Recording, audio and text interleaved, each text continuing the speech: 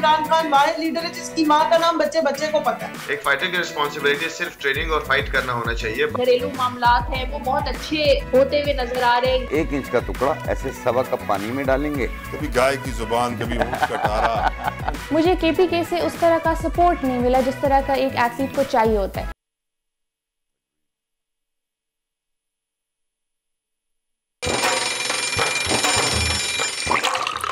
आजकल जिंदगी ही सुबह आउट ऑफ कंट्रोल है, दुनिया बोल है, पूरी दुनिया बोल है।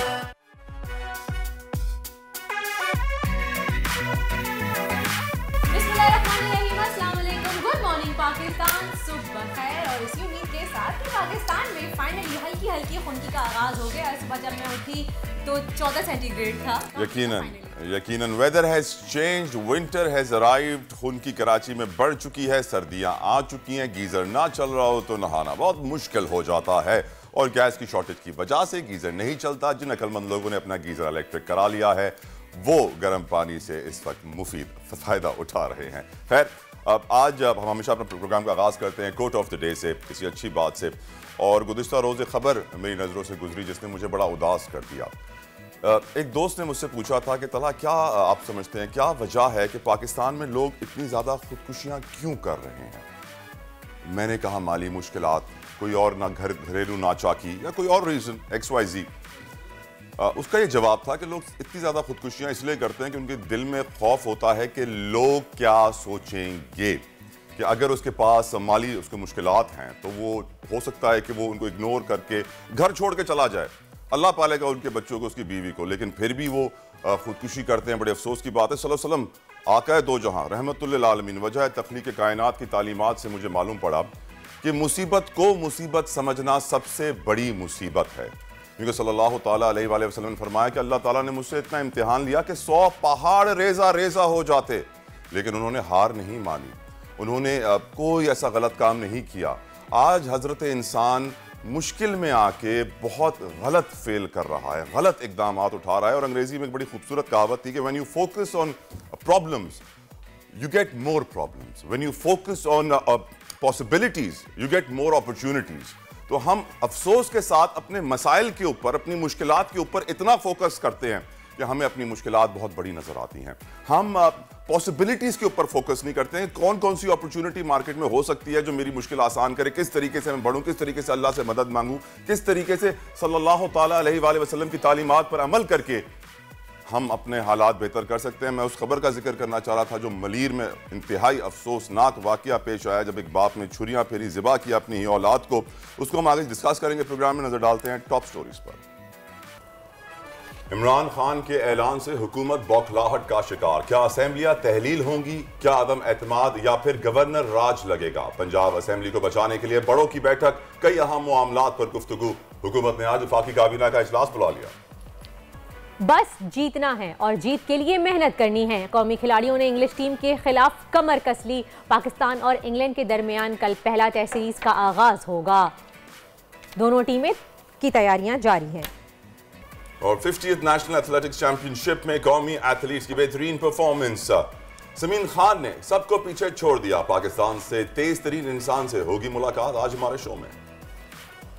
और तला आजकल टॉप ट्रेंड भी बड़ा चल रहा है। फीफा वर्ल्ड कप दोबारा से हैशटैग टॉप ट्रेंड में आया हुआ है ट्विटर पे। और अब तक काफ़ी सारे सार्फिन इस पे ट्वीट कर चुके हैं।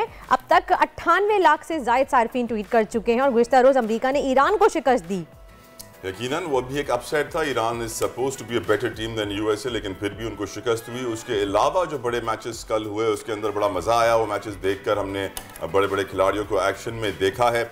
यकीनन जो कल हमारा मैच था यूरुग्वे के साथ, यूरुग्वे वर्सेस पैराग्वे, और यकीनन उसमें हमने देखा कि वो जीते हैं। और यकीनन यूरुग्वे से बड़ा एक्सपेक्ट किया जा रहा था वो जीतेंगे, लेकिन पैराग्वे जीत गए। लेकिन और भी बड़े इंटरेस्टिंग मैचेस हो रहे हैं। मैं सारा क्रेडिट दे रहा हूँ फीफा का, वर्ल्ड कप का, कतर को। कतर ने जिस तरीके से मैनेजमेंट की है, जिस तरीके से पहला मुस्लिम कंट्री, मुसलमान मुल्क है जिसने मेजबानी की है इस वर्ल्ड कप की, फुटबॉल का सबसे बड़ा इवेंट, सबसे बड़े खेल का सबसे बड़ा event. I think all hats off to Qatar. और जो इंटरेस्टिंग मैचेस हो रहे हैं, दे आर अमेजिंग। जी, जिस तरह से उन्होंने इस्लाम को रिप्रेजेंट किया है पूरी दुनिया के सामने, दैट्स रियली अमेजिंग। वो बाकायदा काबिल तारीफ है जिस तरह से उन्होंने अपनी बात को मनवाया है इंग्लैंड के आगे, जबकि बहुत तनकीद का सामना करना है, बहुत कंट्रोवर्सी का शिकार रहा है कतर, लेकिन उसके बाद भी हैट्स ऑफ टू कतर, उन्होंने बहुत अच्छे से सब तमाम चीज़ों को मैनेज किया है। अगले ट्रेंड की तरफ बढ़ते हैं तो chief of army staff Asim Munir भी टॉप ट्रेंड में शामिल हो चुके हैं। फौज के नए सिपह सालार, उन्होंने कल अपना ओहदा संभाल लिया है और वो भी टॉप ट्रेंड बन चुके हैं। हिना रब्बानी खैर साहिबा मुझे इस ट्रेंड में नजर आ रही हैं। वो इसलिए ट्रेंड बनी हुई है क्योंकि वो खातून फॉरेन मिनिस्टर हो के अफगान हुकूमत के साथ इस वक्त मीटिंग्स कर रही हैं। वो आज अफगानिस्तान में हैं, उनकी तस्वीर भी बड़ी वायरल हो रही थी। तो यकीनन that is also an amazing thing कि जो अफगान तालिबान जो खवातीन को उनके हुकूक नहीं देते, स्कूल नहीं जाने देते, उनके लिए मुश्किलात पैदा करते हैं, वहाँ पर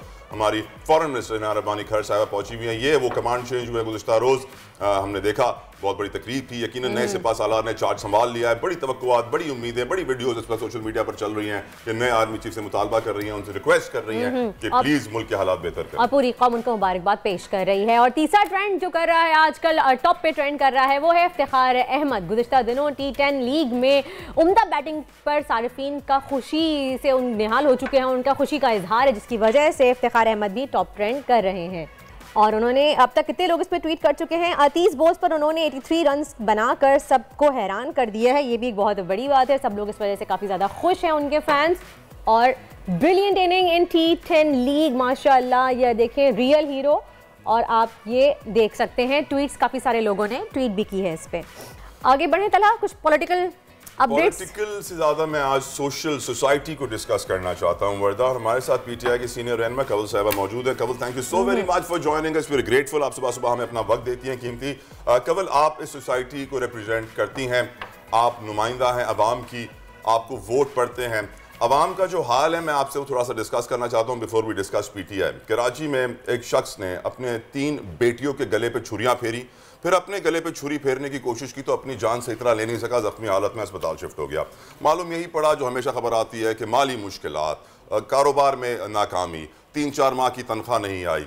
अब मैं ये सोचने पर मजबूर होता हूँ कि इंसान चाहे कितनी मुश्किलात में क्यों ना घिरा हो, हराम है खुदकुशी करना, इस्लाम में मना है खुदकुशी करना, बट सैडली अपनी 10 साल 12 साल 16 साल बेटी को पहले नशावर चीज खिला के सुलाया, फिर उनके गले पे छुरी फेरी।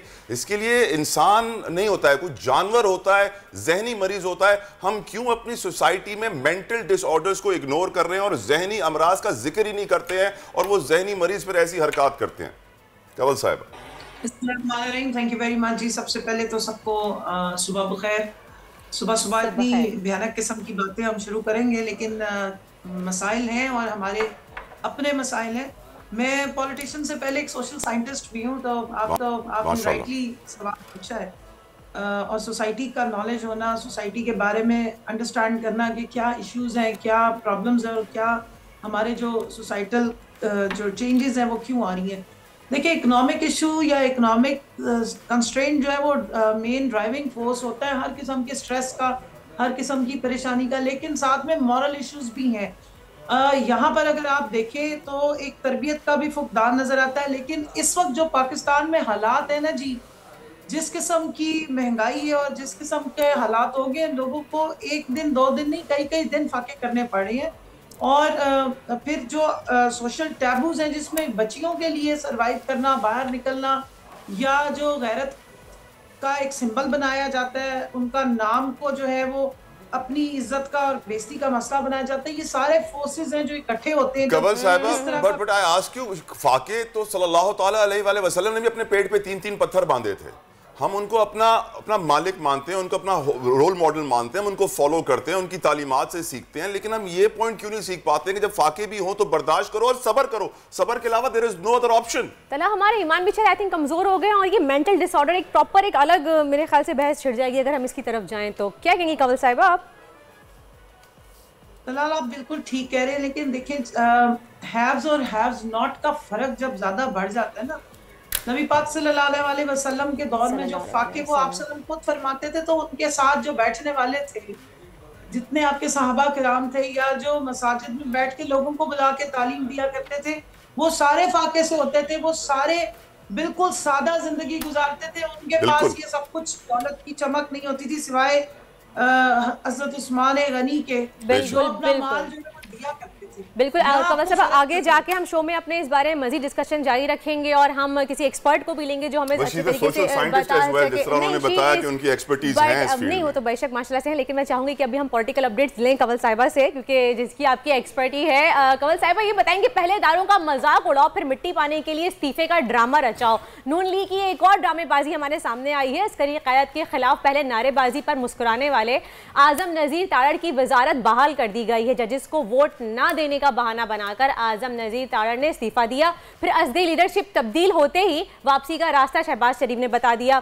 इस्तीफा मुस्तरद वजीर कानून की हैसियत से काम करने का कह दिया। तो दूसरी तरफ गुज़िश्ता दिनों मौलाना फजलुर रहमान ने भी जो खवातीन के खिलाफ बयानात दिए हैं, नाजेबा अल्फाज इस्तेमाल किए हैं, उस पर क्या कहेंगी आप?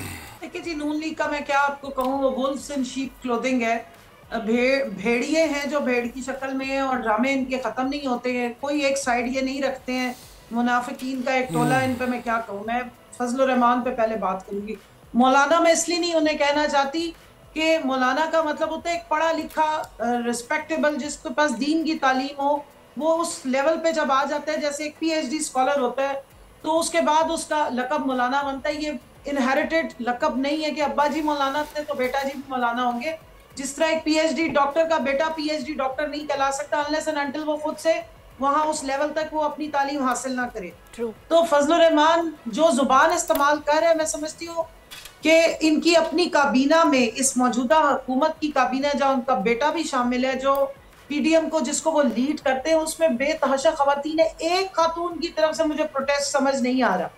क्या ये जुबान है? पहले भी इसने इस किस्म के बयान दिए कि जी तितलियां हैं और इनके लिए पाँव गर्म कर देंगे, जमीनें तंग कर देंगे। ये कौन सा जुबान है? मुझे अफसोस होता है इनकी घर की खवातीन पे। इनके घर की खवातीन हमारे साथ असेंबली में बैठा करती थी, मुझे उन पर दुख हो रहा है। वो इस शख्स से निस्बत रखती है, इस नजासत से निस्बत रखती है, और जिस शख्स पे वो तनकीद कर रहे हैं, जिनका नाम इमरान खान है, बस कर दें। वो अब इस सिंबल पे नहीं काम आते हैं। ठीक है, आपका साइज ऐसा है, आपका हुलिया और आपका हुजम और शक्ल ऐसी है कि कोई आपको देखना भी पसंद नहीं करता, लेकिन साथ में आपके करतूत भी ऐसे। कंवल साहिबा, मुझे जिस बात पे, मुझे अपनी बात कंप्लीट सिर्फ ये जुमला बोलने थे। इमरान खान की आप देखें, मैं एक माँ हूँ और मेरे 3 बच्चे हैं, और आप यकीन माने कि मेरा जो सबसे छोटा बेटा जब पैदा होना, तो मैं दुआएं करती थी कि अल्लाह मुझे एक बच्चा इमरान खान जैसा दे दे, जिसने अपनी माँ के तकलीफ को, अपनी माँ के जो प्यार को इतना किया कि आप मुझे बता दें, आपको बड़े बड़े लीडरों की माओ के नाम नहीं आते होंगे। इमरान खान वाहिद लीडर है जिसकी माँ का नाम बच्चे बच्चे को पता है, जिसने जो अपनी माँ की और बहुत सारी माओ का एक, जिसको कहते हैं ना, अरमान है, एक उनकी इज्जत है, एक शान है। वो भाई है जिसके लिए बहनें दुआएं करती हैं कि अगर एक ऐसा भाई हो जो पूरी कौम की इज्जत का सिंबल हो। शर्म कर लें कि ये आप सियासी उसमें खड़े हो के मिंबर पे। कंवल साहिबा, माँ का रुतबा बेशक इस दुनिया में सबसे बड़ा खजाना माँ है, और अल्लाह ताला आपकी ये दुआ कबूल करे, आपकी औलाद को इस लायक बनाए। मैं आपसे पूछना चाहता हूँ, सवाल तो पूछने का मौका देना कंवल साहिबा, जुल्म ना करें गरीबों पे। सवाल मेरा आपसे ये है कि जब मानसेरा में 100 बच्चों का रेपिस्ट मदरसे का मोहतमम पकड़ा गया था, उसके ऊपर केस साबित हो गया था, तो 1 महीने तक पुलिस उस इमाम या उस मदरसे के हेड को पकड़ने की कोशिश कर रही थी।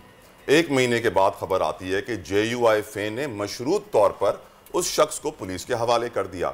तो जब इनके पढ़ाए हुए लोग मदरसों में 100 बच्चों के साथ ज्यादती करते हैं, उसका तो ये जिक्र करते ही नहीं अपने खिताब में, शायद वो इनके लिए बड़ी नॉर्मल सी बात होगी। देखिए जी, बहुत सारा गंद है जो उनके अंदर मुझे नजर आता है। जब वो जो गुलाजत की उल्टियां आजकल कर रहे हैं ना, वो शर्म के बाइस। आप देखिए, जब आप एक शख्स को मौलाना और मजहब का नाम इस्तेमाल करते हैं, तो उसके मेंबर से, उसके माइक से कोई तरबियत होनी चाहिए। कोई यूथ आपके आगे बैठी है, तो यूथ के लिए आप देखें, इमरान खान तो ला इलाहा का मतलब समझाते हैं। नबी पाक सल्लल्लाहु अलैहि वसल्लम की जो उनकी जिंदगी की तालीमात है वो बताते हैं। ये क्या बता रहा होता है? जिना की बात करेगा, औरतों के बारे में तोहमतबाजी करेगा, घटिया गलीज जुबान इस्तेमाल करेगा। आप बिल्कुल ठीक कह रहे हैं। आप मुझे बताइए इन्होंने क्या स्ट्रिक्ट एक्शन लिया? इनका तो इतना सीनियर बंदा था जो ये सारे काम करता हुआ पकड़ा गया और उसके बाद वो कराची जाके छुप के बैठ गया। पूरे अपने रिश्तेदारों में इन्होंने वजारतें बांटनी शुरू की हैं, एक को गवर्नर लगवा दिया, खानदान दर खानदान जो है ड्रामे चल रहे हैं। ये कौन सी इखलाकियात है जिसका ये सबक दे रही है? तो बद इखलाकी का सिंबल बनता जा रहा है। तो मैं इस पे एहतजाज करती हूँ। खवातीन में एक बहुत शदीद गम और गुस्से की लहर है। इसने इंसल्ट नहीं, इसने तो पता नहीं क्या किया है, खवातीन का मान तोड़ दिया है कि पाकिस्तान में आपने गाली दी है औरतों को जिस तरह की आपने जुबान इस्तेमाल की है। ये सियासी बाशऊर खवातीन है जो बाहर आती हैं, वो कुछ तमाशा और सर्कस देखने नहीं आती है। मजहब फरोशी का इलाज बता दें मुझे फिर कंवल साहिबा, मजहब फरोशी का इलाज क्या है?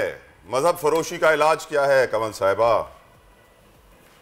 जी तलाल दोबारा पूछिएगा। मजहब फरोशी का सोल्यूशन दीजिए मुझे। अब मजहब फरोशी जो इतना बड़ा मैनेज, इतना बड़ा प्रॉब्लम, सबसे बड़ा बिजनेस पाकिस्तान में मजहब को बेचना बन गया है, इसका इलाज क्या होगा? देखिए ये चूरन वैसे बहुत अरसा ये बेचता रहा और वो जो मजहब का गाब पहन के और जिस तरह की जुबान और जो अजाइम इनके हैं, आज इनको सदारत कुर्सी अगर नहीं मिली है तो इसमें इनका अपना कसूर है ना। उसमें वो जो मदरसा के नाम पे जो सामने बच्चे बिठाए हुए हैं, जो अपनी गुर्बत की वजह से इनके पास आते हैं पढ़ने के लिए, दीन की तालीम लेने, उनको सामने बिठा के क्या तरबियत दी जा रही है? वाहिद हल ये है कि मदरसे वालों को इजाजत नहीं होनी चाहिए कि वो सियासत में आए। आपने दीनी तालीम नहीं और मैं ये समझती हूं कि स्टेट के लेवल पे सही कंवल साहिबा सिर्फ स्टेट चला सकती है। सही। अच्छा कंवल साहिबा, पहला सवाल था मेरा आपसे, उसके बारे में क्या कहेंगी? सेनेटर आजम नजीर साहब के बारे में क्या कहेंगी कि उनका इस्तीफा जो मुस्तरद कर दिया गया है? कमान बदली और वापस वजारत मिल गई, ये पूछना चाह रही हैं कि अस्करी कमान बदली और उनको वजारत मिल गई। डिलेइंग टैक्टिक्स थे। कल जो मोहतरम तशरीफ ले गए 29 नवंबर को, एक अपने साथ पूरी दास्तान लेकर गए हैं। आजम नजीर तारड़ साहब ने जो उनके ऊपर तनकीद की थी, जो जुबान इस्तेमाल की थी, जहां पर बिलावल साहब ने भी ऐसा एक बयान दिया था तो सख्ती तो होनी थी। तो इन्होंने थोड़ी देर के लिए एक शोबाजी करके, जो शोबाज साहब की हुकूमत का हिस्सा और शोबाजी ना करे तो क्या करे, इन्होंने डिलेइंग टैक्टिक्स किए। जैसे ही 29 नवंबर खत्म हुई है वो अपने लोगों को वापस ले आए। अभी तो और भी बड़ा कुछ होगा। अभी तो वो जो छुट्टियों पे गया है ना मुजरिम, जो पाकिस्तान में तबाही फेर गई है, पाकिस्तान में सैलाब ज़दगान की किसी को फिक्र नहीं है इस हुकूमत के। और इनके जो मोहतरम सदर साहब हैं, लाइफ टाइम जो इनके कायद हैं, वो इस वक्त छुट्टियां मना रहे हैं। पाकिस्तान बहुत तरक्की कर गया, पाकिस्तान में खुदकुशियां हो रही हैं, इसलिए वो इटली के बार्स में बैठ के मौजे कर रहे हैं। सो वहां पे भी अभी आप देखना कितनी चीजें चेंज होती हैं। अभी आप देखना इनके रंग और इनके जो असली जो दांत है ना, ये किस तरह दिखाएंगे कल की चेंज के बाद। ये जो स्टिक थी ना, ये जो छड़ी दूसरे हाथ में गई है, उसके बाद आप देखना कि जादू की छड़ी कैसे चलती है। हाथी के दांत दिखाने के और खाने के और। कंवल साहिबा, thank you so very much for giving us your precious. Siddique Jan, bureau chief Islamabad, हमारे साथ मौजूद हैं। सिद्दीक, जो बात अभी हो रही थी कि छड़ी बदली तो वजारत वापस मिल गई आजम नजीर तारड़ को, क्या आपके पास इत्तलात हैं? देखें, आप वो दिन याद करें जब आजम नजीर तारड़ साहब से इस्तीफा लिया गया था। रात को लेट नाइट उनसे इस्तीफा लिया गया था और सुबह का इंतजार भी नहीं किया गया था। मामला ये हुआ था कि आसमा जहांगीर कॉन्फ्रेंस में दो चीजें हुई थी। एक तो नारे लगे थे कि ये जो गुंडागर्दी है इसके पीछे वर्दी है, और उस वक्त ये बैठे मुस्कुरा रहे थे आजम नजीर तारड़ साहब। और दो मुतनाज़ा बातें इस्टेब्लिशमेंट के हवाले से, जो फौज की क़यादत के हवाले से बिलावल भुट्टो जरदारी साहब ने की थी। उसके बाद ये हुआ कि बिलावल साहब का तो सॉफ्टवेयर अपडेट कर दिया गया था और उसके बाद बिलावल साहब ने माफ़ी मांगी, और ना सिर्फ माफ़ी मांगी बल्कि चैनल्स को कहा गया कि ये 2 दिन तक आपने हेडलाइंस में, हर हेडलाइन में माफ़ी चलानी है ताकि हर जगह ये पैगाम पहुंच सके कि जी हम आपके खादिम, हम आपके नौकर, आपने बिल्कुल नाराज नहीं होना, और गलती हो जाती है लेकिन हम जो है वो माफ़ी मांगते हैं। फिर जरदारी साहब का भी बयान आया, फिर शहबाज शरीफ साहब का भी बयान आया, सबके बयान आता है। तो माफ़ी खिलाफी बिलावल साहब की तो हो गई, लेकिन आजम नजीर तारड़ जो है इन्होंने उस तरह से तो गिड़गिड़ा के माफ़ी नहीं मांगी थी, क्योंकि इन्होंने ट्वीट इन्होंने भी किए थे। ये नहीं है कि ये को डट गए थे कि मैं माफ़ी नहीं मांगता, लेकिन फिर ये हुआ था कि इनसे बार इस्तीफा ले लिया गया था। लेकिन बहुत बहुत शुक्रिया सिद्दीक जान, हमारे साथ ब्यूरो चीफ इस्लामाबाद मौजूद थे। उन्होंने बताया कि किस तरह का इस्तीफा मुस्तरद करके दोबारा से उनको ओहदा दे दिया गया। Right, will move forward in our show और हम बात करेंगे अब तालीम की। कुछ तालीम अलर्ट हमारा सेगमेंट है और मैं बड़ा खुश हुआ वर्दा जब मेरे पुराने स्कूल ने जहाँ से आप पढ़े और आपको बुलाया जाए किसी इन्विटेशन में कि आप जज बने आके, और वहाँ पे मैंने नोट किया कि बच्चों को एंटरप्रेन्योरल स्किल्स, मैं बात कर रहा हूँ फाउंडेशन पब्लिक स्कूल की, वहाँ पर पिछले 9 सालों से बच्चों को कारोबारी सलाहियत उजागर करने के लिए एक इवेंट किया जा रहा है एक नाइट के नाम से। उस पर मुझे मौका मिला जाने का। आइए आपको भी वहाँ लिए चलता हूँ और मिलवाता हूँ वहाँ के स्टूडेंट्स और टीचर से, जानते हैं कि उन्होंने क्या सीखा इस इवेंट पे।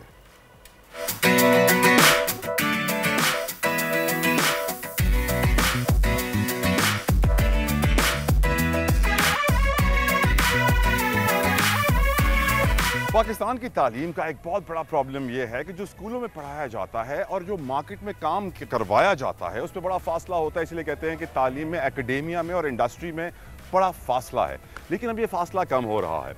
मैं इस वक्त मौजूद एक इवेंट पे जो फाउंडेशन पब्लिक स्कूल का इवेंट है, जिन्होंने अपने पूरे पाकिस्तान से ब्रांचेस के स्टूडेंट को जमा किया हुआ है। 300 के करीब स्टूडेंट्स हिस्सा ले रहे हैं।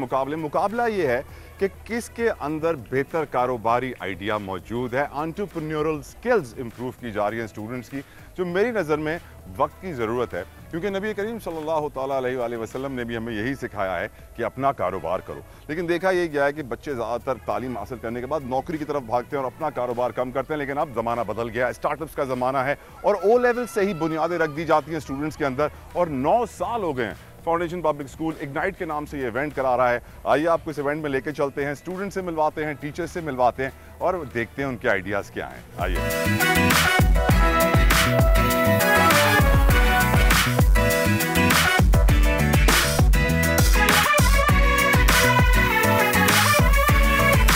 आज हमारा तीसरा दिन है इग्नाइट 9.0 का। ये एक एंटरप्रेन्योरशिप समिट है। बेसिकली इस समिट का आइडिया ये होता है कि बच्चे अपने आइडियाज़ पोर्ट्रे कर सकें, उनको एक्सप्रेस कर सकें।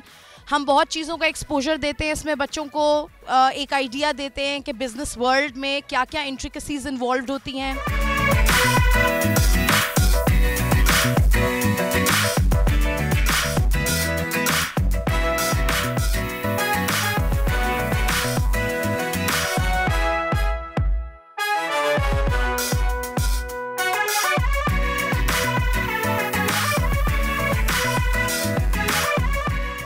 का जो बेसिकली कॉन्सेप्ट था वो 10 साल पहले ही आया था, 9 साल पहले आया था, 10वां साल अगले साल होगा।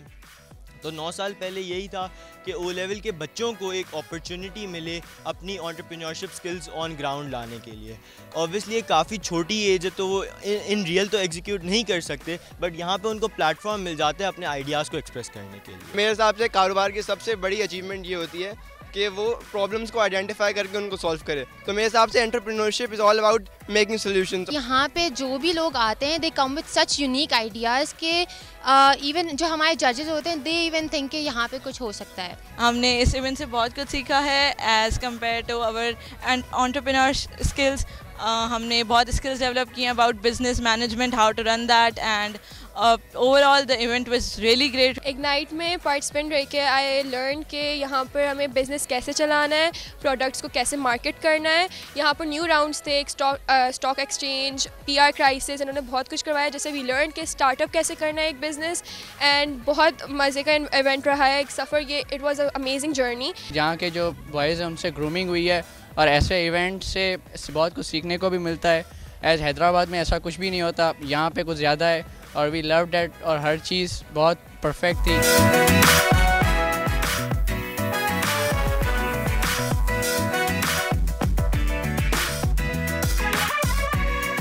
क्या सीखा इस इवेंट से?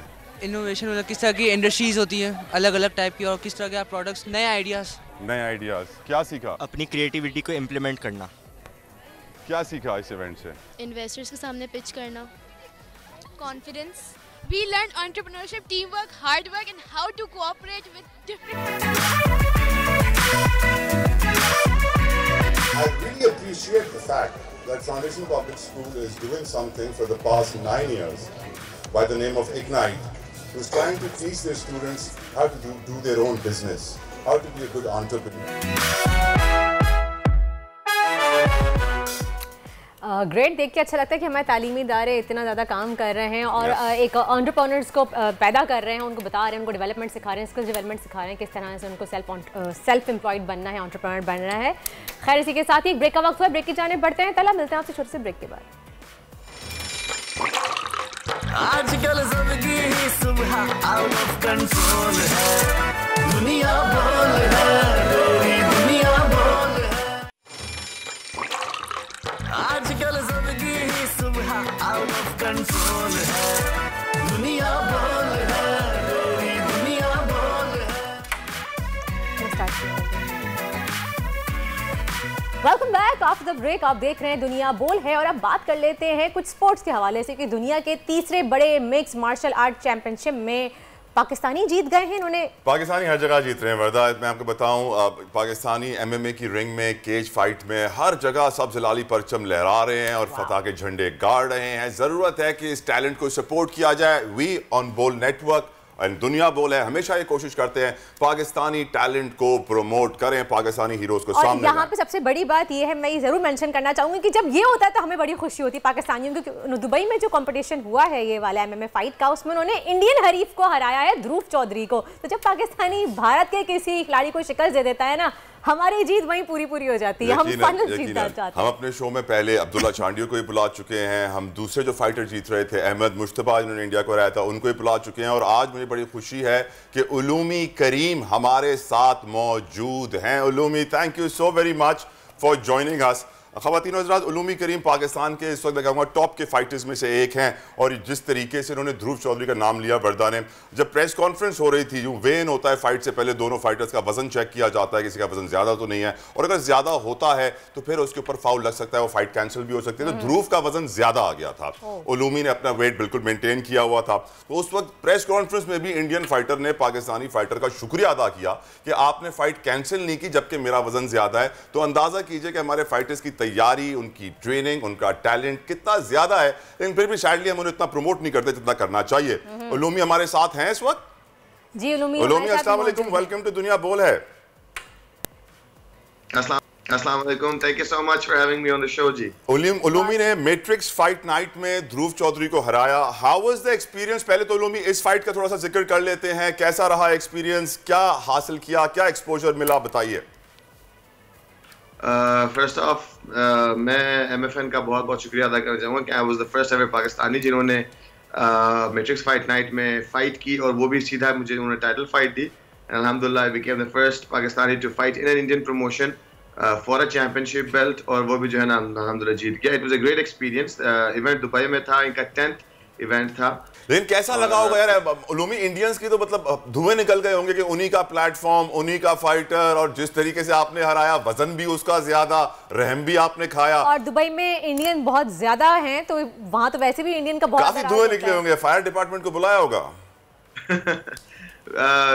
मुझे शुरू में ऐसा फील हुआ था, लेकिन ऑब्वियसली बाद में जो basically the show is owned and run by Ayesha Shroff, ये जो श्रॉफ फैमिली है, और Tiger Shroff was there as well. और जी तो उसमें जो मुझे from what I saw was ma'am Ayesha was very professional, और जिस तरह उन्होंने हर एक चीज को हैंडल किया, मतलब फील नहीं होने दिया कि कोई इंडिया पाकिस्तान वाला सिचुएशन है। ऑब्वियसली जो रिपोर्टर्स वगैरह या शायकीन जो थे वो इंडिया पाकिस्तान बहुत इसको जो है ना गर्मा गर्मी दे रहे थे, लेकिन जो ऑफिशियल्स थे उन्होंने जो है बहुत इसको प्रोफेशनली हैंडल किया। हम बहुत ज्यादा ख्याल रखा हमारा, बल्कि इंडियन से ज्यादा बल्कि हमारा ख्याल रखा। Very good. अच्छा उलूमी, आपने अपनी फतह कश्मीरियों के नाम की है? जी बिल्कुल। तो क्यों? बेसिकली मेरा आई हैव दिस थिंग कि जब भी मैं फाइट करता हूँ, कोई बड़ी फाइट होती है, तो I try to bring awareness to the people in the world. अक्सर ये होता है कि मैं फाइट कभी फ़लस्तीन के नाम जो है ना डेडिकेट करता हूँ, कभी कश्मीर के नाम डेडिकेट करता हूँ। बेसिकली ये है कि जहाँ पे भी दुनिया में ऑपरेशन चल रही होती है, जो है ना मैं अपनी फाइट वहाँ उन्हीं को डेडिकेट करता हूँ। और स्पेशली मेरा ताल्लुक भी गिलगित बल्तिस्तान से है, एंड कश्मीर इज़ लाइक बिल्कुल जुड़ा हुआ है हमारे साथ। What a great gesture, what a great gesture। अल्लाह आपको और कामयाबियाँ दे। उलूमी, फाइट क्लब्स को, MMA को पाकिस्तान में प्रमोट करने के लिए क्या करना चाहिए? हम जानते हैं बहुत थोड़े लोग हैं, जमील चांडियो कराची में ज़्यादा काम कर रहे हैं, फाइट फोर्ट्रेस वाले हैं, दूसरे हैं, लेकिन अब ट्रेंड तो बढ़ गया है, लोगों को शौक भी हो गया है, लेकिन किस तरीके से हम इन्वेस्टर्स को इस जानिब रागिब करें, कॉर्पोरेट्स को, कि इनको स्पॉन्सर्स दिए जाएं इन फाइटर्स को, क्योंकि अभी तक हम देख रहे हैं कि वो अटेंशन नहीं मिली है फाइटर्स को जो मिलनी चाहिए। फाइटर्स को प्रमोट कैसे किया जाए बेसिकली? मेरा थोड़ा सा अप्रोच डिफरेंट सा है। शायद फाइटर्स मेरे साथ इस बात पे नाराज नहीं हो, लेकिन एक फाइटर को खुद ही सेलेबल होना चाहिए कि fighter should be saleable enough, या उनके साथ ऐसी टीम हो जो कि उनका PR हैंडल करती हो, who should make him लेकिन एक फाइटर के बहुत ज्यादा एक्सपेंस भी होते हैं, तो सब लोग अफोर्ड तो नहीं कर सकते खुद। कोई ना कोई सपोर्ट तो होनी ही चाहिए। नहीं, वो बिल्कुल। और हमारे यहाँ टैलेंट की कोई कमी नहीं है। जी जी बिल्कुल 100%। एक फाइटर की रिस्पॉन्सिबिलिटी सिर्फ ट्रेनिंग और फाइट करना होना चाहिए, बाकी चीजें जो है उसको उसकी फिक्र नहीं करनी चाहिए। तो obviously sponsors play a huge role in this.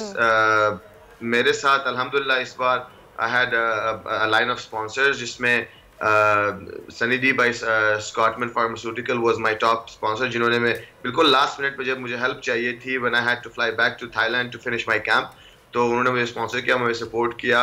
Weight cut जो होता है सबसे ज्यादा इंपॉर्टेंट होता है, जिसमें सबसे ज्यादा जो है ना एक एथलीट का खर्चा आता है न्यूट्रिशन में, तो उसमें जो स्पॉन्सर किया उन्होंने मुझे हेल्प की।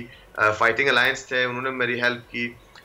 केओ फिटनेस है, ग्रीन हिल पाकिस्तान, आबिद जहांगीर भाई, ट्राइब डीजल दीवा, एलीट फाइट न्यूट्रिशन, ये सारे लोग हैं जिन्होंने मिलके, अब 6-7 लोगों ने मिलके मेरी हेल्प की, तब जाके अल्हम्दुलिल्लाह I won a championship belt. We're grateful to them.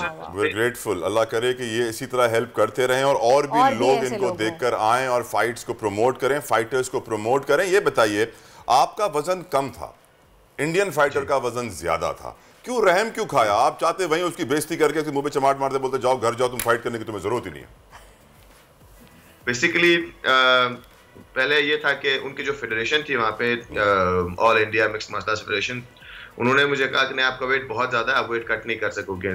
तो मैंने कहा आई एम अ प्रोफेशनल, मैं I will be on weight, fight Wednesday के ऊपर मैं आपको वेट दे दूंगा। तो जब मैंने वेट दिया तो आके मुझे कह रहे थे कि यार ध्रुव का वेट जो है ना 1.2 किलो ज़्यादा है। तो मेरे भाई ने मुझे, जो मेरे कोच है, मेरे भाई बड़े भाई कोच है, उन्होंने कहा कि यार we are not taking the fight. तो मैंने कहा coach no problem, first will take 20% of his money, उसके बाद then will take his belt and then I take his soul.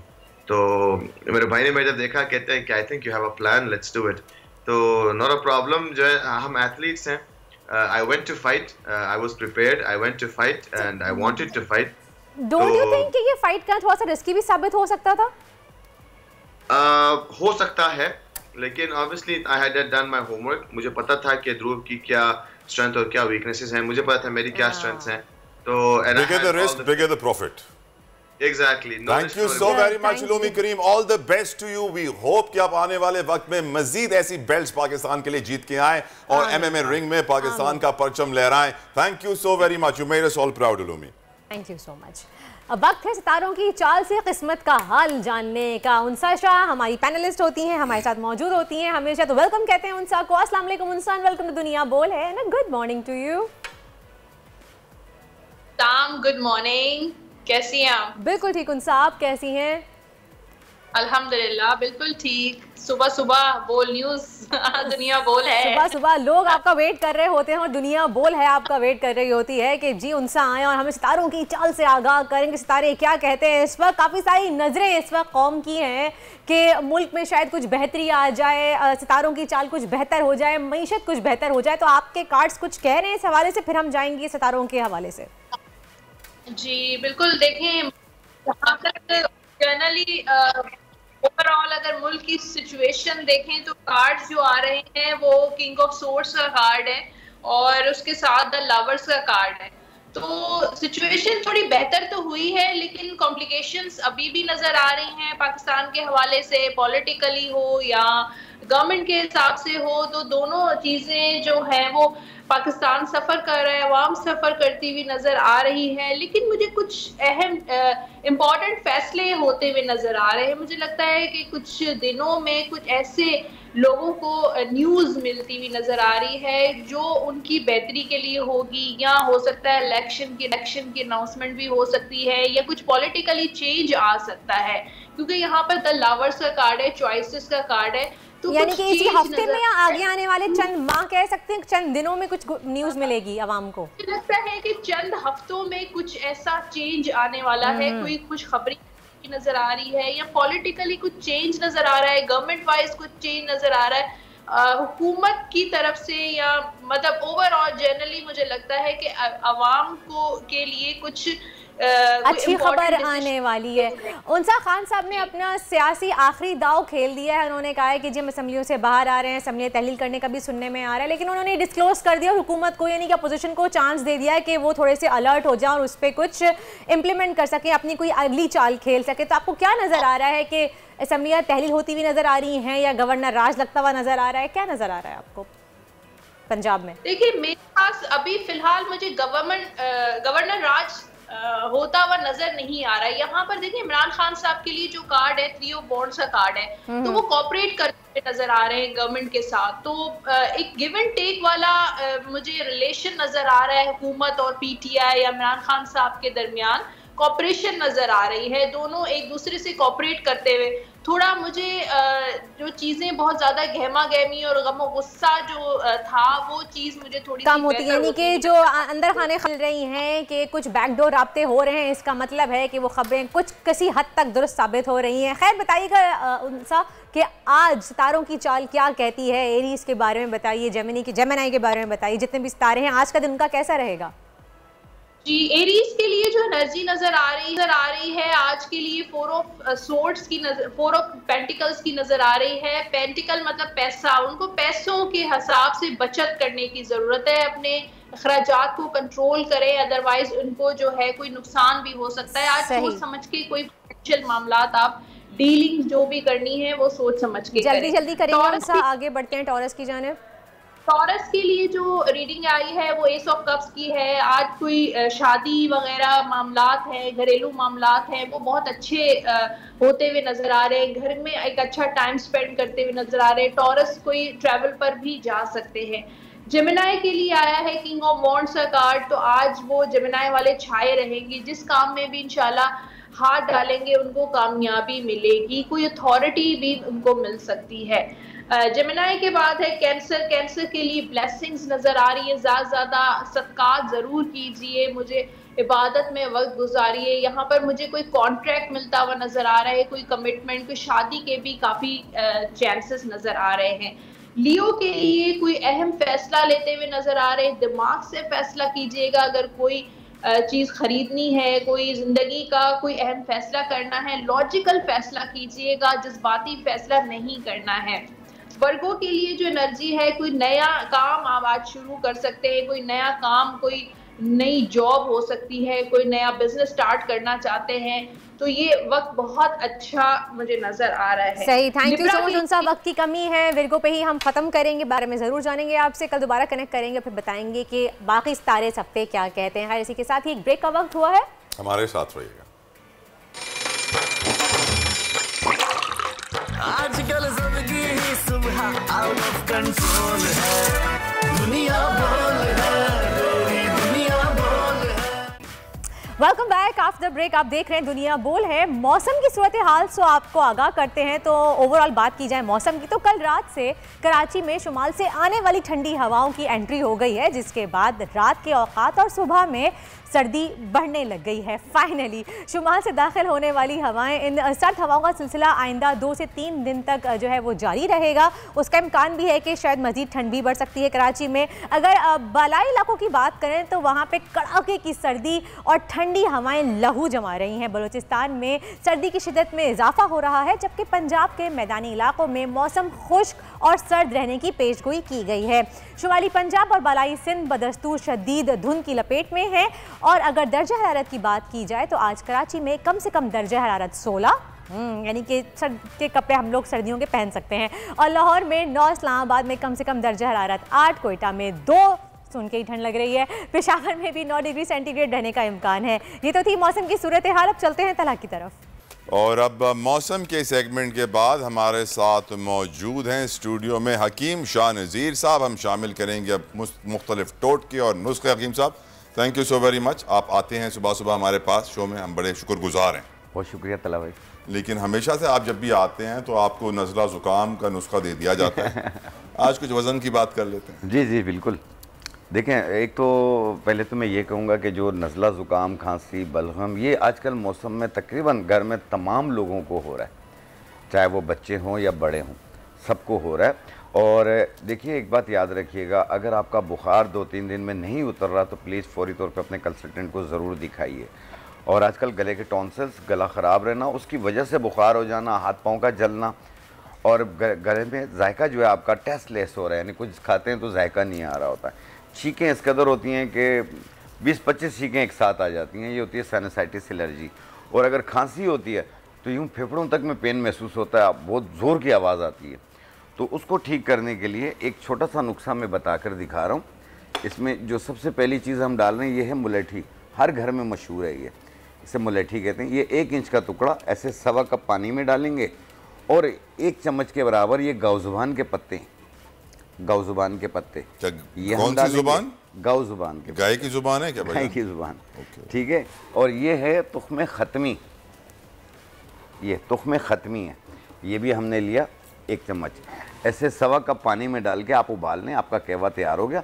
1 cup सुबह 1 कप शाम। बच्चों को जो है वो 2 चम्मच सुबह 2 चम्मच शाम में 2 या 3 दिन दे दें। खांसी, नज़ला, बुखार, गला ख़राब और गले में दर्द होना, बुखार सा फील होना, इंशाल्लाह सब ख़त्म हो जाएगा। एक ये हो गई।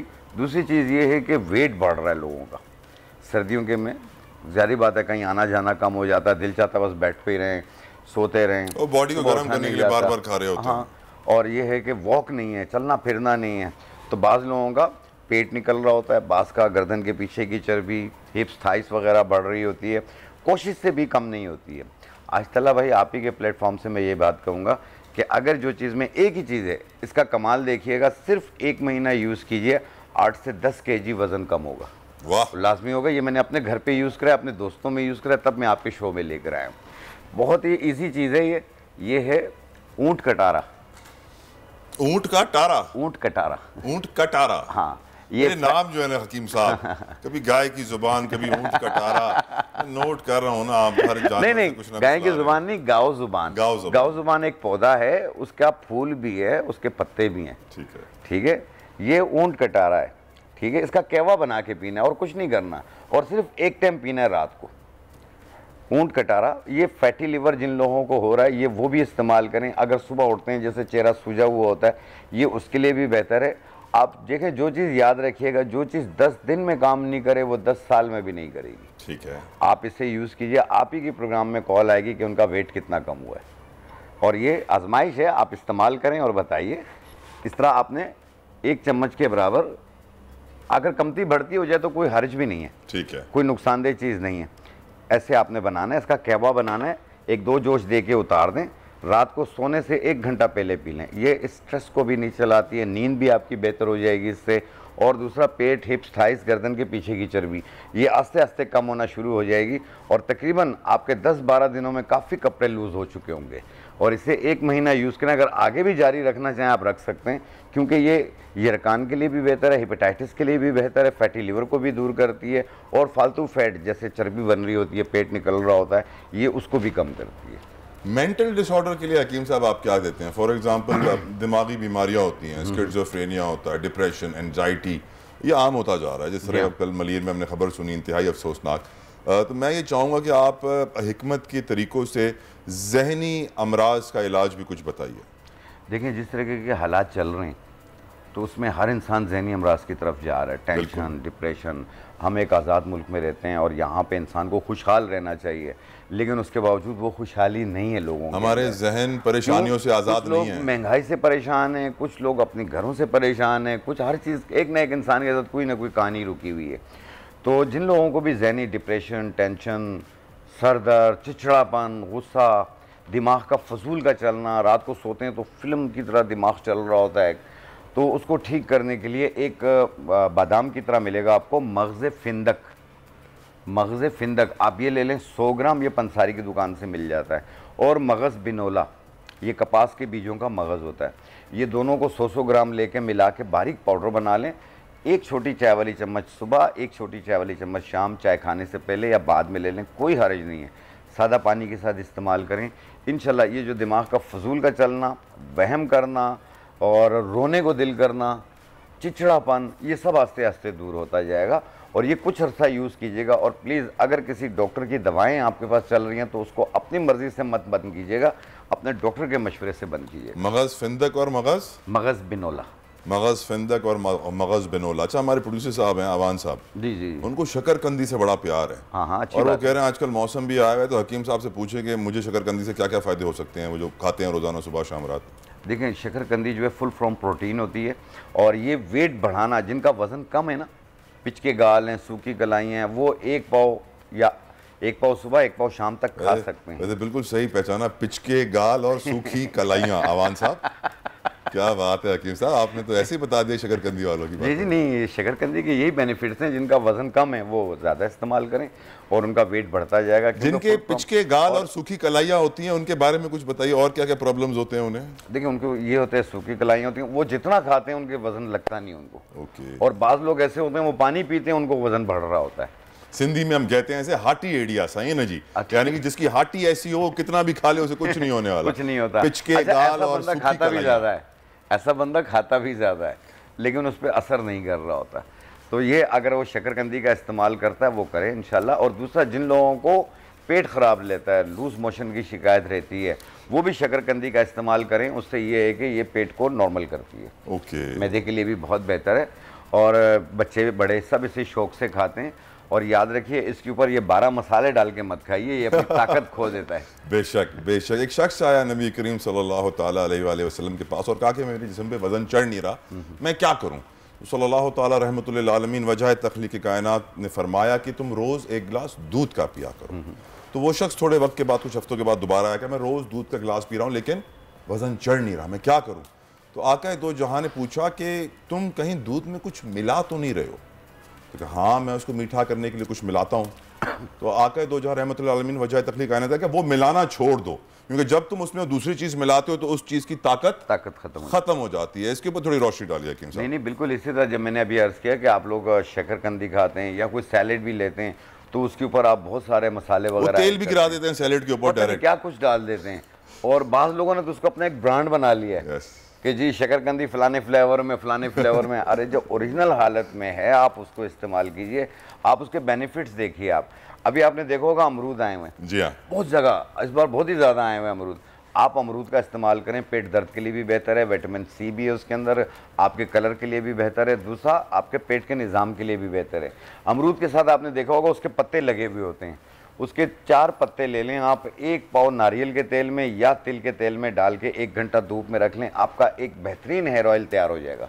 उससे आप अपने बालों पे लगाएं, आप देखें आपके बाल कितने अच्छे हो जाएंगे। बालों का आप ये मेरे सामने जबरदस्ती बालों के नुस्खे लाते हैं ना। मैं तभी जो ना हकीम साहब आते हैं तो मैं कहता हूँ यार वर्दा बैठेगी, मैं नहीं, क्योंकि मैं जब बैठता हूँ तो फिर ये बालों के नुस्खे बताते हैं। सर विटामिन डी का बताइए, आजकल विटामिन डी की डेफिशिएंसी बहुत बढ़ गई है हकीम साहब। बहुत ज़्यादा हो रही है और ये इसलिए हो रही है कि हम धूप नहीं और दूध नहीं इस्तेमाल करते हैं। दूध और धूप में आप थोड़ी देर बैठा करें और दूध का इस्तेमाल करें, आपका विटामिन डी बेहतर होता जाएगा। और एक लकड़ी आती है सफ़ेद मूसली, इसके अंदर विटामिन डी और कैल्शियम की मिकदार पाई जाती है। इसको बारीक पाउडर बना लें और 1 चाय वाली चम्मच 1 कप दही में डाल के दोपहर को खाने के बाद लें। और ये कंटिन्यू आपने 45 दिन इस्तेमाल करना और अपना 45 दिन बाद विटामिन डी आप टेस्ट करवाएं। इंशाल्लाह 26 से 30 आपको मिलेगा ये, ताकि कंट्रोल लेवल ही कहलाती है। और ये जो आप चीज़ें बताते हैं हकीम साहब, ये इतनी इजीली अवेलेबल मिल जाती हैं आपको? हाँ, लगता है कि पंसारी की दुकान पे मिलती है, मिल जाती है, इजीली अवेलेबल है। आपको नहीं चाहिए, मेरे ख्याल से आपको अपना ब्रांड बना लेना चाहिए और ये डब्बों में पैक करके पूरे पाकिस्तान में डिस्ट्रीब्यूट करें। हम लोग भिजवाते हैं, जो लोग नहीं मिल रही होती हैं हम भिजवा भी देते हैं। आमतौर पे ये हर दुकान पे, पाकिस्तान से बाहर भी दुकानें अरब्स की बनी हुई हैं, उन पे भी मिल। सर हिकमत एलियोपैथी के सामने मेरी नज़र में इसलिए हार गई क्योंकि एलियोपैथी ने हर शहर के हर डिपार्टमेंटल स्टोर में, हर जनरल स्टोर में अपना एक फार्मेसी का कोना बनाया हुआ है, हर दवाई इजीली अवेलेबल है। अगर मेरी नज़र में हिकमत भी अपनी ब्रांडिंग मार्केटिंग पे थोड़ा जोर देती, आप जिन प्रोडक्ट्स की बात कर रहे हैं ये इजीली हर घर के कोने पे स्टोर पे अवेलेबल होते हैं, तो लोग ज़रूर इनकी तरफ ऑप्ट करते हैं। तला भाई, बड़ी कंपनीज जो हैं इस वक्त मैं नाम नहीं ले सकता हूँ, वो काम कर रही हैं और पाकिस्तान से बाहर इनकी अपनी एक बड़ी शॉप्स हैं और लोग उससे फ़ायदा उठा रहे हैं। कुछ ऐसी ब्रांडेज हैं जो पाकिस्तान, हिंदुस्तान, बांग्लादेश इक्वल एक ही जगह पे काम कर रही है, क्योंकि ये आपस में रिश्तेदार थे। अच्छा, आपको याद होगा माजी में हमारे गवर्नर भी रह चुके हैं जी हाँ। तो वो सारे अब काम कर रहे हैं। और दूसरा रिसर्च भी हो रहा है, जिस तरीके से पहले हब्स के ऊपर हमारे पास टेक्नोलॉजीज़ नहीं थी वो भी आ गई हैं, अब तो बहुत अच्छा रिजल्ट मिल रहा है सबको। और जो काम 3-4 दिन में होता था रिजल्ट का, अब वो 24 घंटे में आपको रिजल्ट दे रहे हैं। और जब हम फॉर एग्जांपल, आपने तो अभी हमें बता दिया कि क्या चीज़ें, जो आपने चीज़ें कही हैं, ये इजीली आप समझते हैं कि उन ब्रांड्स में भी आपको मिल जाएंगी, स्टोर आराम से मिल जाएंगी। ये खुली हर्ब्स होती हैं, हर दुकान पे मिल जाती हैं, हर पंसार शॉप पे मिल जाती हैं। इसकी कोई कॉपी भी नहीं आती है कि जी किसी नकली हो गई, फलाना हो गई। ये तो एक लकड़ियाँ होती हैं। और दूसरा ये है मेड इन पाकिस्तान होती है, नई और पुरानी, थोड़ा सा ये जज कर लिया करें कि आप ज़्यादा मैली ना हो, आप नई आप लें, साफ़ सुथरी खरीदें। और पाकिस्तान में बहुत सारी जड़ी बूटियाँ हैं, यहाँ पे नॉर्दर्न एरियाज़ में भी है, पहाड़ी है, एबटाबाद, इन साइडों पे आप बहुत चीज़ें मिल जाएंगी। एक आम चीज़ आती है सुंबल के नाम से। सुंबल पीले रंग की लकड़ी होती है, थोड़ी सी कड़वी होती है। उन लोगों के लिए बेहतर है जिनको वेरिकोन वेन्स और वेरिकोन सेल की प्रॉब्लम होती है, जो रगें दब रही होती हैं, तो ये उसके लिए बहुत ज़्यादा बेहतर है। रगों का गुच्छा बन जाता है टांगों में। तो सुमलू बूटी, उससे बारीक पाउडर बनाएं, आधी चम्मच सुबह आधी चम्मच शाम पानी के साथ इस्तेमाल करें 21 दिन तक। 21 दिन के बाद 1 हफ्ते का गैप दें, फिर 21 दिन इस्तेमाल करें, आपकी तमाम रगें खुल जाएंगी इंशाल्लाह ताला। राइट, बहुत बेहतरीन है, आत्माओं की जलन भी दूर होगी। हकीम शाह नज़ीर साहब, वी आर सो ग्रेटफुल, बड़े शुक्रगुजार हैं आप आए हमारे शो पे, 4 चांद लगाए, इतने अच्छे अच्छे नुस्खे बताए। अल्लाह ताला हमें तौफीक अता फरमाए कि हम इन नुस्खों से फ़ायदा उठा सकें। ये होता यही है कि जो चीज़ आसानी से मिल जाती है जल्दी वही इस्तेमाल कर लो, ढूंढना ज़रा ख्वारी लगती है। ब्रेक लेते हैं, प्रोग्राम जारी रहेगा। आजकल जिंदगी ही सुबह आउट ऑफ कंट्रोल है, दुनिया बोल है, दुनिया बोल है। Welcome back. वैसे तो आजकल हर जगह फुटबॉल फुटबॉल, वर्ल्ड कप की बातें हो रही हैं, कतर की तारीफें हो रही हैं, लेकिन कुछ क्रिकेट का जिक्र भी कर लेते हैं। पाकिस्तान और इंग्लैंड के दरमियान टेस्ट सीरीज का पहला मैच 1 दिसंबर से रावलपिंडी में खेला जाएगा। इंग्लैंड की टीम इस वक्त पाकिस्तान में मौजूद है, खूब तैयारियां, प्रैक्टिस सेशन जारी हैं।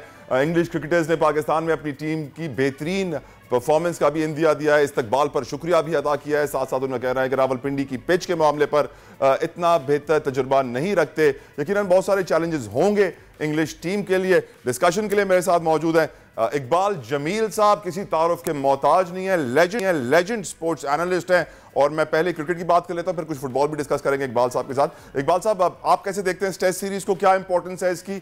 एक तो ये सबसे बड़ी बात है, तला आपने खुद ही बता दिया, माशाल्लाह, आप खुद भी जानते हैं इस टेस्ट सीरीज की सबसे बड़ी बात ये कि after 17 years, after lapse of 17 years, English cricketers arrived in Pakistan. और सबसे बड़ी बात यह है कि जो हमारे यहाँ सिलसिला चल रहा था, पॉलिटिकल सिलसिला, तो एक वक्त में ये लग रहा था कि कहीं ये डॉल्ड्रम्स ना हो जाए, टूर कैंसिल ना हो जाए, लेकिन अल्लाह का शुक्र है कि एवरीथिंग वेंट वेरी नाइस और ये मैच शुरू हो रहा है और कल से पहला टेस्ट है। जहाँ तक ये बात है, पहले टेस्ट की बात है, इंग्लिश प्लेयर्स जो हैं दे आर वेरी एक्साइटेड, मतलब उनकी एक नई साइड है। बेन स्टोक्स की क़यादत में जो न्यूजीलैंड के उनके हेड कोच है ब्रेंडन मैकुलम, उन्होंने लाके गेम को चेंज कर दिया है। उन्होंने कहा हम एक नई ब्रांड की क्रिकेट लेके आ रहे हैं। तो देखते ये है, अब तक ब्रेंडन मैकुलम और बेन स्टोक्स की क़यादत में जो साउथ अफ्रीका और न्यूजीलैंड को इन्होंने 7 टेस्ट मैचेस में से 6 से हराया है। एक दिन में तला, वोंट यू बिलीव, एक दिन में 325, 330, 340 रन स्कोर कर रहे हैं पूरे एक दिन के अंदर, तो 6 आवर्स प्लेस के अंदर। तो ये देखना पड़ेगा पाकिस्तान उसको कोप कर सकता है या नहीं कर सकता। दूसरी बड़ी वाइटल बात है, जहां कल टेस्ट मैच हो रहा है तला, तो ये है कि लास्ट टाइम ऑस्ट्रेलिया जो 1 साल पहले खेल के गई थी, इस विकेट को डीमेरिट विकेट करार दिया गया था। Demerit wicket in that sense कि पूरे टेस्ट मैच के अंदर यही मैं कहता हूं कि 24 विकेटें गिरी थी। 24 विकेटें गिरने के बाद फिर उन्होंने उसे डीमेट करा दिया और match ended in A time draw. बड़ा वाइटल फैक्टर है पाकिस्तान के लिए भी। पाकिस्तान के लिए ये देखना है कि शाहीन शाह अफरीदी नहीं है, उसके बाद होता क्या है उनके साथ, पाकिस्तान के साथ। और उनके जो कप्तान हैं, उनके जो कोच हैं, उन्होंने कहा हम पाकिस्तान की जो पेस अटैक है, इनएक्सपीरियंस पेस अटैक कहा है, और बिल्कुल सही कहा है, इसलिए कि हारिस सऊद अभी तक कोई टेस्ट नहीं खेले, वसीम जूनियर कोई टेस्ट नहीं खेले, मोहम्मद जो न्यू डेब्यूटेंट है मोहम्मद अली, वो कोई टेस्ट नहीं खेले।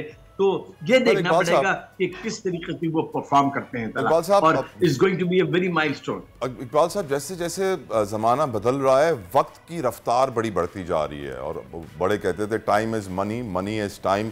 वक्त एक ऐसी चीज़ है जो लौट कर नहीं आता। T20 के बाद इस वक्त अबू धाबी में T10 सीरीज़ भी चल रही है, हम देख रहे हैं इफ्तिखार ने बड़ा अच्छा वहाँ पर खेला है। अब टेस्ट का थोड़ा ज़माना हुआ पुराना नहीं इकबाल साहब? कौन 5 दिन बैठ कर देखे मैच क्रिकेट का?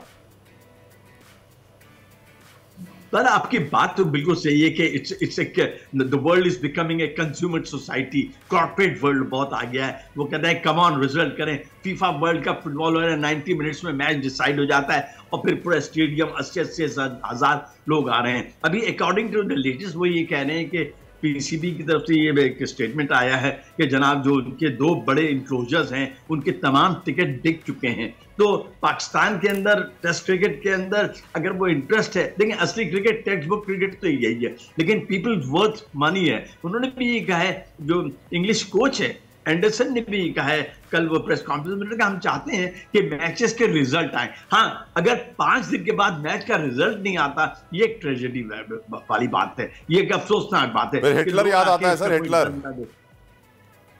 जी, फिर हिटलर याद आ जाता है, एडोल्फ हिटलर।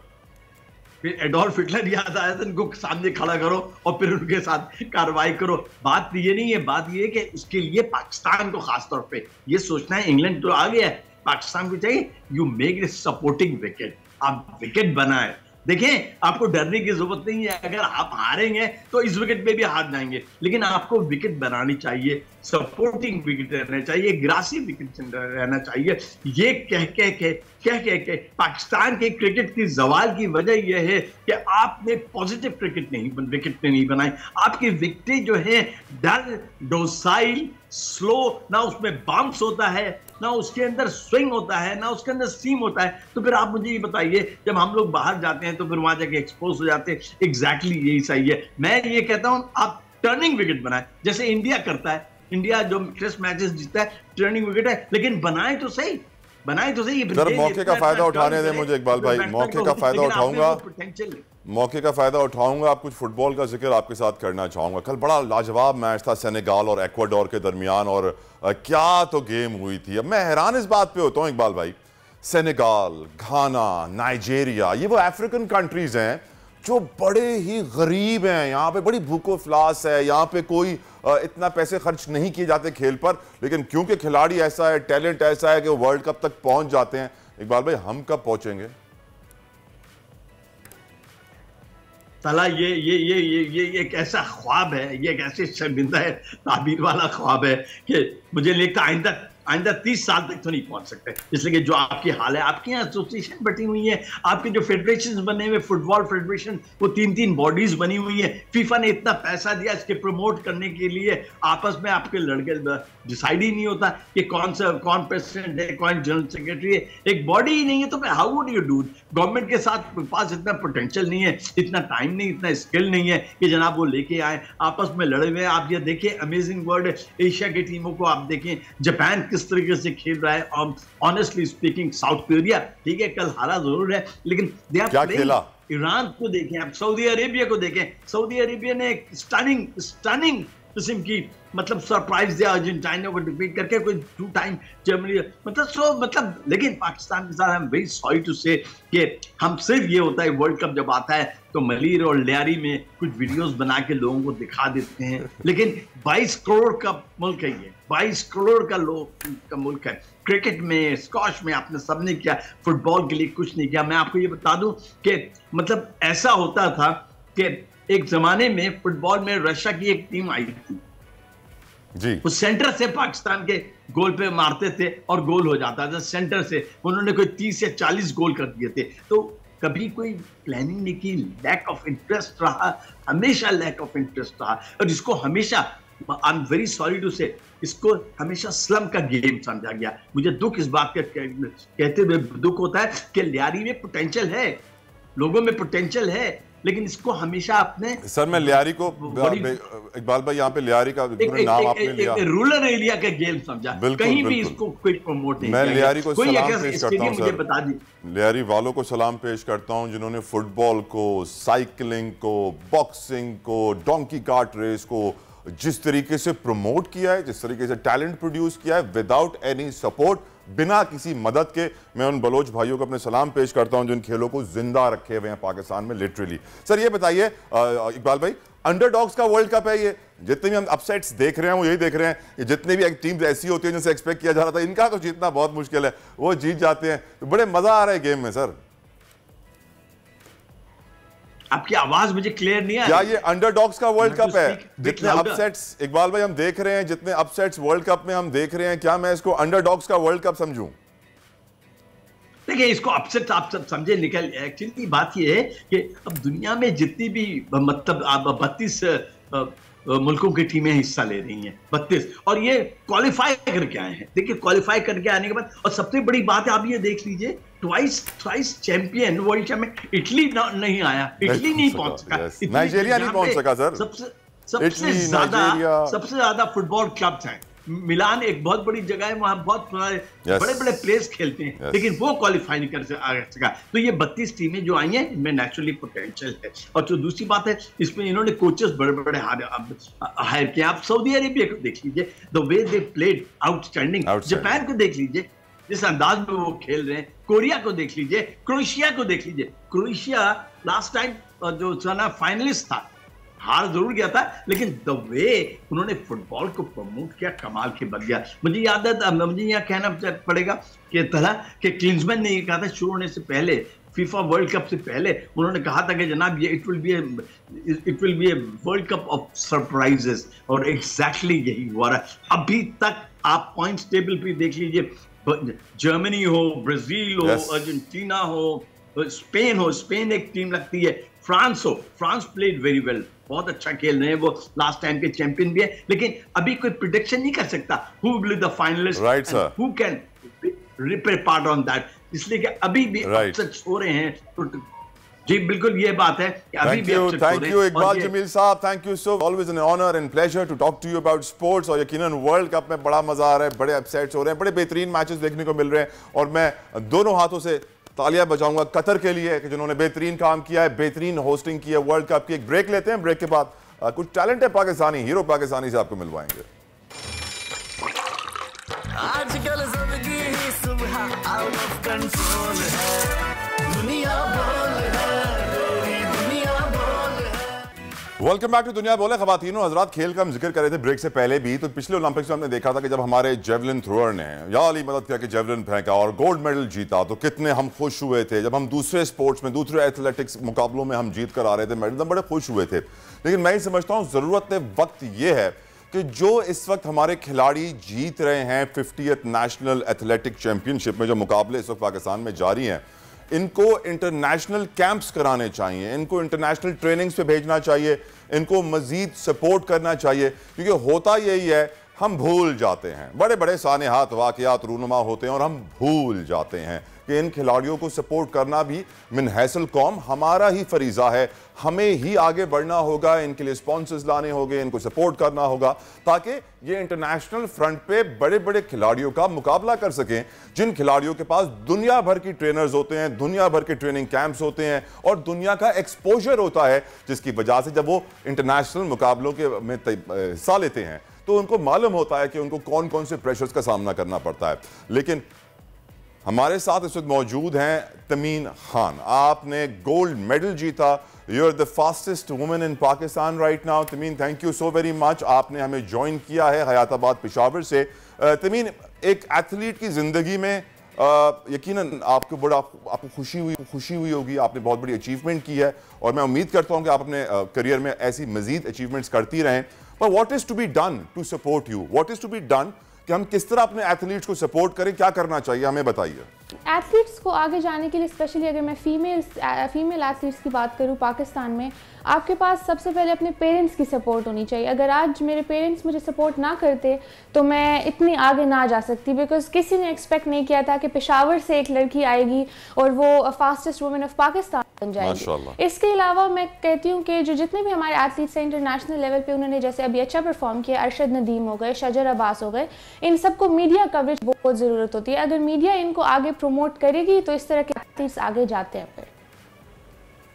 अच्छा, ये आई थिंक कुछ डिफ़िकल्टी है, कुछ नेट का इशू है, शायद हम डिस्कनेक्ट हो गए तमीम के साथ। और तमीम हमारे साथ हैं, ओके, मैं मेरे सामने हम डिस्कनेक्ट हो गए। तमीम, मुझे ये बताइए, जो इस वक्त टूर्नामेंट हुआ उसमें आप जीती हैं, मेरी ये डिमांड है, मेरी ये अपील है कि जितने भी खिलाड़ी जीत रहे हैं उनको इंटरनेशनल कैंप्स में भेजना बहुत ज़रूरी है, ताकि वो इंटरनेशनल मुकाबलों में जब हिस्सा लें तो उनके पास एक्सपोजर भी मौजूद हो, मुश्किलात उनके लिए कम हो और उनका स्टैंडर्ड दुनिया के खिलाड़ियों के स्टैंडर्ड के बराबर हो। Would you agree to that? बिल्कुल, मैं ये कहती हूँ कि अगर हम पाकिस्तान में ही खेलते हैं, हमें लिमिटेड नंबर ऑफ कॉम्पिटिशन्स मिलते हैं, इससे एथलीट की इम्प्रूवमेंट नहीं होती जब तक इनको इंटरनेशनल एक्सपोजर नहीं मिलता, जब तक उनको इंटरनेशनल लेवल की ट्रेनिंग नहीं मिलेगी, वहाँ पे जाके वो कंपटीशन नहीं करेंगे। जब आपके पास टफ एथलीट्स के साथ आपकी कंपटीशन होती है, आपकी परफॉर्मेंस और अच्छी निकलती है। आप अपने फ्लॉस को देखते हो, आप उस पर ज़्यादा फोकस करते हो, आप मज़ीद हार्ड ट्रेनिंग करते हो और इसी तरह इम्प्रूवमेंट होती है आपकी। आप ये बताइए कि मुश्किलात क्या होती हैं रास्ते में? यकीनन माँ बाप ने सपोर्ट आपको किया, लेकिन चैलेंजेस क्या थे तमीन? मेरे घर की तरफ से तो बिल्कुल कोई चैलेंजेस नहीं थे, क्योंकि मेरे ग्रैंडफादर दुनिया में सोसाइटी में क्या चैलेंजेस थे तमीन? लेकिन केपीके में जी सोसाइटी ने क्या चैलेंजेस पेश किए आपको, मुआशरे ने? सोसाइटी में यही चैलेंजेस थे कि मैं बेसिकली इंटरनेशनल कंपटीशन के लिए सिलेक्ट हुई थी, लेकिन उसके बाद मेरे नेम्स आखिर में कंपटीशन में जाके स्विच कर दिए। मुझे केपीके से उस तरह का सपोर्ट नहीं मिला जिस तरह का एक एथलीट को चाहिए होता है। मुझे इसी वजह से आर्मी के डिपार्टमेंट ने अप्रोच किया और उनका मेन एम यही था कि एथलीट्स की प्रमोशन हो, जो डिजर्विंग एथलीट्स है उनको आगे भेजा जाए इंटरनेशनल कॉम्पिटिशन्स पे। अल्लाह भला करे पाक फ़ौज का, जो हर महाज पे पाकिस्तान के लिए मौजूद है। ये मुझे बताइएगा तमीन के एक और इम्पॉर्टेंट इशू, कॉर्पोरेट सेक्टर का बड़ी जिम्मेदारी है कि वो भी हमारे खिलाड़ियों को सपोर्ट करें, और वो नहीं करते हैं। वो मेरा ये अपना ओपिनियन है, यू कैन एग्री और डिसएग्री टू इट, कि 400-500 करोड़ जो है वो क्रिकेट को चला जाता है और फिर किसी और खिलाड़ियों को कुछ मिलता नहीं है। पाकिस्तान स्पोर्ट्स बोर्ड का रोल कैसा रहा तमीन, और जो दूसरी ऑर्गेनाइजेशंस और एसोसिएशंस होती हैं उनका रोल कैसा है सपोर्टिंग प्लेयर्स में? कुछ जो इंटरनेशनल प्लेयर्स अभी आए हैं, जैसे अरशद नदीम की मैंने बात की, उनके साथ पाकिस्तान स्पोर्ट्स बोर्ड का रवैया बहुत अच्छा था, उनको बाहर ट्रेनिंग के लिए भी भेजा गया। लेकिन जिस तरह के फ़ंड्स की बात आपने की, क्रिकेट को ऑब्वियसली बहुत ज़्यादा फ़ंड्स मिलते हैं हर चीज़ के लिए, लेकिन एथलेटिक्स में उस तरह के फ़ंड्स अवेलेबल नहीं है, और फिर इस तरह की आपको परफॉर्मेंस में भी दिख जाती है कि उनकी परफॉर्मेंस किस लेवल पे जाती है और हम कितनी मुश्किल से आगे जाते हैं। सो ये एक चीज़ है जिस पे उनको ध्यान देना चाहिए। स्पोर्ट्स बोर्ड बिल्कुल एब्सेंट है। स्पोर्ट्स बोर्ड ने कभी आपको सपोर्ट किया, कभी आपसे राब्ता किया? स्पोर्ट्स बोर्ड के बारे में बताइएगा मुझे, पाकिस्तान स्पोर्ट्स बोर्ड। जिस तरह मैंने बात की कि मेरे इंटरनेशनल कंपटीशन के लिए सिलेक्शन हुई थी और जो नेम स्विच हो गए थे, उस वक्त मुझे किसी ने भी पाकिस्तान स्पोर्ट्स। अच्छा, ये नेम स्विच कैसे होते हैं तमीन? ये नेम स्विच कैसे होते हैं? मैंने सुना है पर्ची आती है और एकदम से नेम स्विच हो जाता है। This happened to you as well? ये हम भी हैरान थे कि एक डिजर्विंग एथलीट का नेम उन्होंने कैसे हटा दिया। अल्लाह अकबर। यकीनन सिलेक्शन प्रोसेस एक बहुत इंपॉर्टेंट मरला होता है जब आप इंटरनेशनली खिलाड़ियों को भेज रहे होते हो, और वहाँ पर अगर पर्ची चले, नेपोटिज्म हो, तो फिर यकीनन बेइज्जती का बायस बनना पड़ता है पाकिस्तान को, किसी एक इंसान को नहीं, स्पोर्ट्स बोर्ड को नहीं, पूरे पाकिस्तान की जिल्लत होती है जब आपका खिलाड़ी मुकाबला करने के लायक ही नहीं होता और आप उनको ऐसे मुकाबलों में भेज देते हैं। तमीम, नेपोटिज्म, ये जो पर्ची सिस्टम पाकिस्तान में है, इसने पाकिस्तान को बहुत नुकसान पहुंचाया है। आपकी नजर में इस पर्ची सिस्टम ने खेल को कितना नुकसान पहुंचाया तमीन? बहुत नुकसान पहुंचा है। जिस तरह अभी हमारे कॉमनवेल्थ गेम्स हुए, इस्लामिक सॉलिडारिटी गेम्स हुए, उसमें फीमेल की तरफ से कोई ऐसा परफॉर्मेंस शो नहीं की गई। अगर प्रॉपर ट्रायल बेसिस पे सिलेक्शन होती तो हम अच्छी परफॉर्मेंस शो करते, पाकिस्तान को का नाम ज़रा सा तो आगे बढ़ाते हम। एथलेटिक्स एसोसिएशन के बारे में कुछ बताएंगी मुझे तमीन, क्या उनका रोल पॉजिटिव है या वो भी उसी तरह पाकिस्तान स्पोर्ट्स बोर्ड की तरह नेगेटिव रोल ही अदा कर रहे हैं? इनकी अब मैं कहूँगी अपनी पॉलिटिक्स चलती होती है। इन पॉलिटिक्स में प्लेयर्स ही ख़राब हो जाते हैं और कुछ नहीं होता। अगर these are grown up man अगर अपनी पॉलिटिक्स को साइड पे रखें और प्लेयर्स पे तवज्जो दें तो फिर बहुत ही अच्छा होगा। आमीन आमीन। Tameen, thank you so very much for joining us. हमें बड़ी खुशी होती है जब आप जैसा टैलेंट हमारे शो में आता है और पूरे पाकिस्तान को हम ये बताते हैं कि भाई पाकिस्तान में टैलेंट है, पाकिस्तान में पोटेंशियल है, पाकिस्तान में स्कोप है, लेकिन सैडली हमारे इदारे, हमारी इंस्टीट्यूशंस, बाय इंस्टीट्यूशंस मैं बात कर रहा हूं पाकिस्तान स्पोर्ट्स बोर्ड की, एथलेटिक एसोसिएशन की। आप गेम्स तो करवा देते हैं, नेशनल गेम्स, मालूम भी पड़ जाता है गोल्ड मेडल किसने मिला है, सबसे ज्यादा तेज बच्ची कौन है, सबसे ज्यादा अच्छा एथलीट कौन है, लेकिन जब भेजने का वक्त आता है तो पर्ची आ जाती है और कुछ नहीं होता है। मैं अपील करता हूं अपने इस प्लेटफॉर्म से कि खुदारा सिलेक्शन प्रोसेस में पर्ची का कत्लेआम किया जाए, पर्ची को खत्म किया जाए। और बहुत बहुत शुक्रिया तमीन फॉर ज्वाइनिंग अस।